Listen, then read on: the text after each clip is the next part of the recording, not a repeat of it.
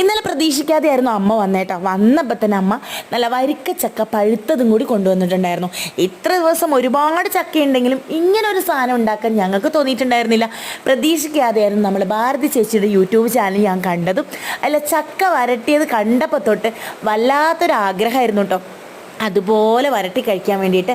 അങ്ങനെ അമ്മ ഇതാ രാവിലെ തന്നെ എനിക്ക് ചക്ക കുനുകുനാന്ന് അരിഞ്ഞു തരുന്നുണ്ട്. അപ്പം തന്നെ ഉണ്ടായിരുന്ന ബെല്ലം ഞാനിങ്ങനെ കുറുക്കി എടുക്കുന്നുണ്ട് കേട്ടോ.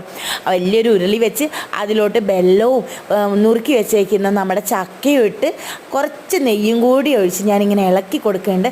ഇടയ്ക്കിടയ്ക്ക് നമ്മൾ ആവശ്യത്തിനുള്ള നെയ്യും കൂടി ഒഴിച്ച് കൊടുക്കണം കേട്ടോ. അതിൻ്റെ അടിയിൽ പിടിക്കാതെ നമ്മൾ ഇളക്കിക്കൊണ്ടേയിരിക്കണം. ഇനി അടുത്തത് വേണ്ടത് ചെറിയ ജീരകവും ഏലക്കയും നന്നായി പൊടിച്ചിട്ട് നമ്മൾ അതിലേക്ക് ഇട്ട് കൊടുക്കണം കേട്ടോ. ഇപ്പം തന്നെ ശരിക്കും നല്ലൊരു സ്മെല്ല് വരുന്നുണ്ട്.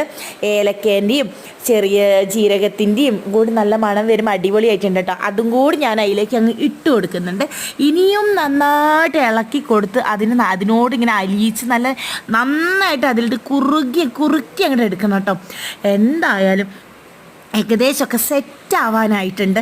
ഇനി ഇതൊന്ന് പെട്ടെന്നായിട്ടൊന്ന് കഴിക്കാൻ വേണ്ടിയിട്ടുള്ള ഒരു ഇതിലാണ് കേട്ടോ ഞാൻ അങ്ങനെ ഇതാ ലാസ്റ്റ് ആകുമ്പോഴേക്ക് അമ്മ വന്ന് ഇതുപോലെ പാകമാക്കി അങ്ങ് എടുത്തിട്ടുണ്ട് കേട്ടോ. ഇനി ടേസ്റ്റ് നോക്കട്ടെ ഞാൻ. എന്തായാലും മണമൊക്കെ അടിപൊളിയാണ്. ഗുണം ടേസ്റ്റും കൂടി നോക്കിയിട്ട് പറയാം കേട്ടോ. എന്തായാലും അടിപൊളി എന്ന് പറഞ്ഞാൽ പറഞ്ഞറിയിക്കാൻ വയ്യ, അത്രയും രസമുണ്ടായിരുന്നു. അപ്പോൾ താങ്ക് യു ഭാരതി ചേച്ചി, ഇങ്ങനൊരു റെസിപ്പി ഇട്ടേന്. Thank you.